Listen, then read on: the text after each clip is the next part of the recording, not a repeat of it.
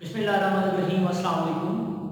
आज का जो टॉपिक बच्चों हम स्टार्ट करने चले हैं वो ये हमारे पास है first year physics chapter number 6। Topic का टाइटल है जी viscous drag and Stokes law. हमारे पास क्या होता है? अब ड्रैग एंड स्टोक्स लॉ को डिस्कस करने से पहले प्यारे बच्चों हम डिस्कस करने जा रहे हैं कि हमारे पास फर्स्ट ऑफ ऑल मैटर क्या होता है। मैटर आपको पता है, छोटी क्लासेस में आप पढ़ते रहे हैं, anything that have mass and occupies the space is known as matter। ठीक है। अब इस मैटर के अंदर अकॉर्डिंग टू आवर चैप्टर दो कंडीशन है। That type of fluid that can not flow, ऐसे फ्लूइड जो फ्लो नहीं कर सकते, इस नाम से लाइक सॉलिड। ठीक है। तो और दूसरी कंडीशन जिसके अंदर ऐसे फ्लूइड जो फ्लो कर सकते हैं like the liquid and the gases. तो बच्चों याद रखिएगा, ये जो लिक्विड एंड गैसेस है ये फ्लो कर सकते हैं। ठीक है। जिस नाम से हवा है गैसेस के अंदर होती है, ये फ्लो कर सकते हैं। ठीक है। तो ये हमारे पास जो मैटर है ये दो कंडीशन के अंदर आ गया, fluid that can not flow and fluid that can flow. ठीक हो गया बच्चों। अब हम डिस्कस करते हैं ऐसे फ्लूइड जो फ्लो कर सकते हैं, जिस तरह से लिक्विड गैसेस हैं, इनको मजीद आगे लेके चलते हैं। हमारे पास जो कि चैप्टर नंबर 6 का नेम ही है फ्लूइड डायनामिक्स। मतलब इस चैप्टर के अंदर हम डिस्कस करेंगे कि फ्लूइड के डिफरेंट वे के लिहाज से किस तरह से वो मूव करता है। फर्स्ट ऑफ ऑल हमें पता होना चाहिए कि फ्लूइड होता क्या है एक्चुअली। तो फ्लूइड मैंने यहां लिखा है substance that can flow from one to another place is known as the fluid।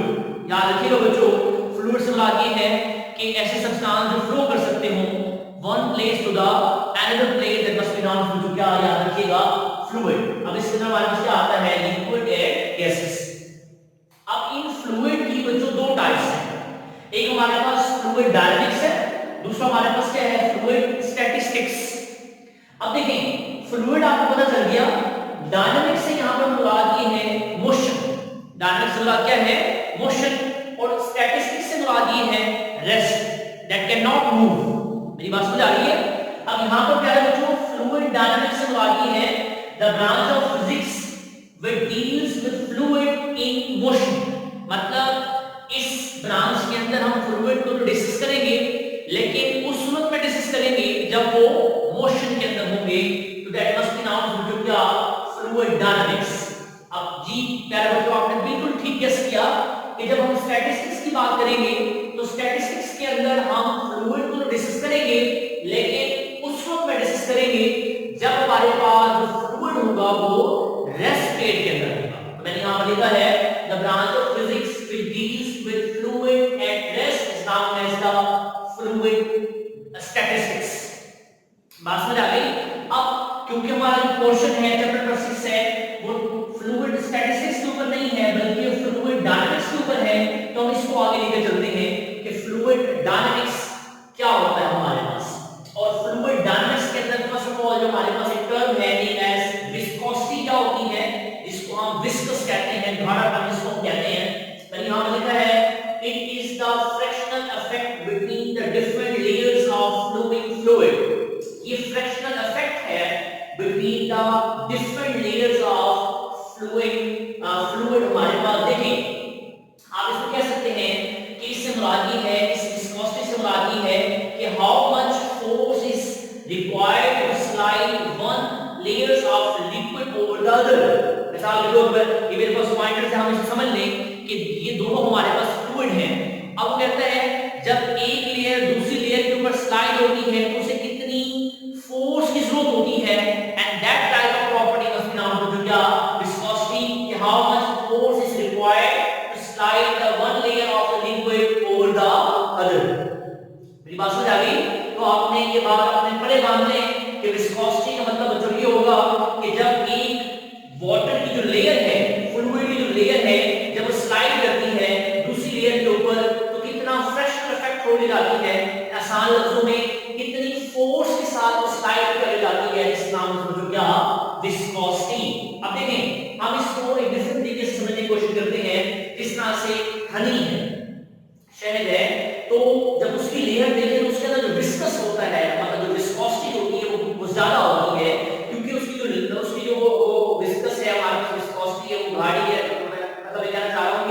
हमारे पास जो हनी है वो गाढ़ापन उससे ज्यादा होता है, मतलब उसकी विस्कोसिटी ज्यादा है। अब उसके अंदर जो स्लाइडिंग लेयर होगी वहां पर ज्यादा फोर्स रिक्वायर होगी, मतलब वहां पर विस्कोसिटी क्या होगी, ज्यादा होगी as compare to the water. अब इन दोनों में से विस्कोसिटी और हनी में से गाढ़ापन हनी के अंदर ज्यादा है, मतलब यहां पर विस्कोसिटी क्या होगी, ज्यादा होगी, और वाटर के अंदर जो गाढ़ापन है एज कंपेयर टू वाटर क्या है, as compare to the honey क्या है, कम है। दैट्स व्हाई यहां पर हमारे पास वाटर के अंदर विस्कोसिटी क्या होगी, कम होगी। आसान लफ्जों में इस विस्कोसिटी को जो याद रखिएगा, हम ईटा से शो करते हैं, ग्रीक वर्ड है ईटा, ठीक है, इसको हम कोएफिशिएंट ऑफ विस्कोसिटी भी कहते हैं। So the coefficient of viscosity of honey is greater than the water. अब इस चीज को, इन लेयर्स को एक डिफरेंट वे में पढ़ने की कोशिश करते हैं। ये हमारे पास कुछ लेयर्स है, वाटर डिस्पोजल लेयर 1 2 3 और 4 लेयर्स है। अब ये इसका स्पेसिफिक एरिया है, यहां से लेके यहां तक इसकी लेंथ है। अब एक बच्चे की बात आपने याद रखनी है, मैंने यहां पर फोर्स अप्लाई की है, और फोर्स हमेशा टेंजेंशियल फोर्स होनी चाहिए। क्या होनी चाहिए, टेंजेंशियल फोर्स होनी चाहिए। अब जैसे मैंने फोर्स अप्लाई की है, इट अरेंजमेंट किस तरह से आ गई है हमारे पास 1 2 3 और 4, ठीक है। अब एक बात आपने याद रखनी है प्यारे बच्चों कि इन लेयर्स में से सबसे ज्यादा प्रेशर किस पे एक्सर्ट हो रहा होगा, इस लास्ट वाली के ऊपर सबसे ज्यादा प्रेशर एक्सर्ट हो रहा होगा, याद रखिएगा। अब ये वाला प्रेशर इसके ऊपर आएगा, ये वाला इसके ऊपर, ये वाला इसके ऊपर आएगा। क्लियर होगी बातें, आगे चलते हैं। अब आपने कुछ मैथमेटिकल फॉर्म देख लेते हैं। अब आपने के बाद याद रखनी है कि इस वक्त के अंदर फोर्स डायरेक्टली प्रोपोर्शनल है इसके एरिया के फोर्स ज्यादा होगी तो एरिया, मतलब एरिया ज्यादा तो फोर्स भी क्या लगेगी, वहां पर ज्यादा लगेगी। और फोर्स डायरेक्टली प्रोपोर्शनल है v के, और इनवर्सली प्रोपोर्शनल है किसके, लेंथ, ठीक है। अब मैंने इन दोनों चीजों को मिला दिया तो फोर्स डायरेक्टली प्रोपोर्शनल होगी ab बाय लेंथ, ठीक है। अब जब हम प्रोपोर्शनैलिटी का साइन हटाते हैं तो यहां पर आ जाता है कोएफिशिएंट ऑफ विस्कोसिटी, जिसको हम ईटा बोलते हैं। क्या बोलते हैं, ईटा, कोएफिशिएंट ऑफ विस्कोसिटी। अब हमें ये विस्कोसिटी का ये कोएफिशिएंट चाहिए, तो ये दोनों आपस में क्या हो जाएंगे, मल्टीप्लाई, और ये क्या हो जाएगी, डिवाइड। ये देखिए जरा, ईटा की हमारे पास इक्वेशन बन गई, eta is equal to FL divide by AV, ठीक हो गया। अब ये कोएफिशिएंट ऑफ विस्कोसिटी बच्चों, इसका मैंने यूनिट निकालना है, तो मुझे याद रखिएगा फोर्स का यूनिट बच्चों हमारे पास क्या होता है, न्यूटन। हमारे पास ये लेंथ है मीटर आ गया, एरिया का क्या होता है, मीटर स्क्वायर, और वेलोसिटी क्या होता है, मीटर पर सेकंड।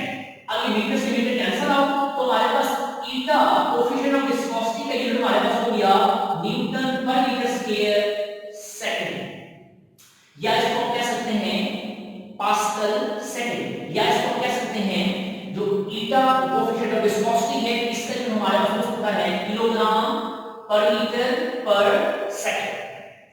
समझ आ गई क्या बच्चों। अब ये जो विस्कोसिटी होती है, अगर हम विस्कोसिटी को प्यारे बच्चों गैसेस के फॉर्म में डिस्कस करें तो इसके लिए हमारे पास डिफ्यूजन का प्रोसेस आता है। और अगर हम विस्कोसिटी को डिस्कस करें in term of the liquids तो कोहेसिव फोर्सेस का हमारे पास एक नेम आता है, जिस वजह से ये इसको हम डिस्कस कर सकते हैं।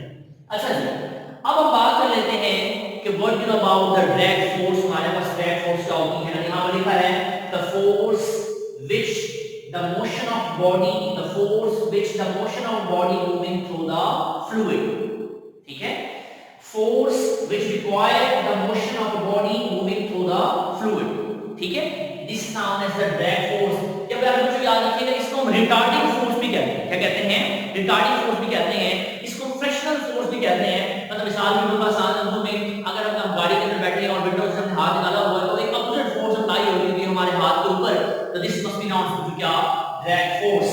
अब ये ड्रैग फोर्स इक्वल होती है ये 6 पाई ईटा dt के, ये डिपेंड करती है बच्चों याद रखिएगा, रेडियस के ऊपर डिपेंड करती है, स्पीड के ऊपर डिपेंड करती है, और साइज के ऊपर डिपेंड करती है।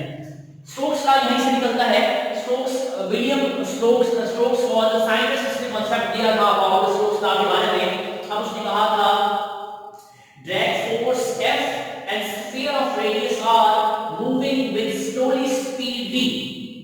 ये जो फार्मूला है ये एक्चुअली स्टोक्स लॉ का है कि F इक्वल होता है 6 पाई ईटा R dt के, और उसने शर्त रख दी, शर्त ये रखी है, यही को जो याद रखिएगा, ये ये जो हमारे पास लिमिटेशन ऑफ स्टोक्स लॉ है, कि लिमिटेशन ऑफ स्टोक्स लॉ से मुराद ये है कि स्टोक्स लॉ है ही तब वैलिड जब हम एक स्फीयर की बात कर रहे होंगे या एक्चुअल में स्लो स्पीड मोशन की बात कर रहे होंगे, तब जब हमारे पास वहां पर ड्रैग स्टोक्स लॉ वैलिड है। मैंने लिखा drag force F and sphere of radius R moving with slowly speed v, याद रखिएगा जब हम sphere of radius R की बात कर रहे होते हैं, लेकिन इसकी लिमिटेशन हमारे पास आ गई, स्पीड क्या होनी चाहिए बच्चों, स्लो होनी चाहिए। और इसके अंदर हमारे पास जो स्टोक्स लॉ है 6 पाई ईटा r के t इक्वल होता है, और इसकी लिमिटेशन आपने देखी कि हमारे पास स्पीड स्लो होनी चाहिए।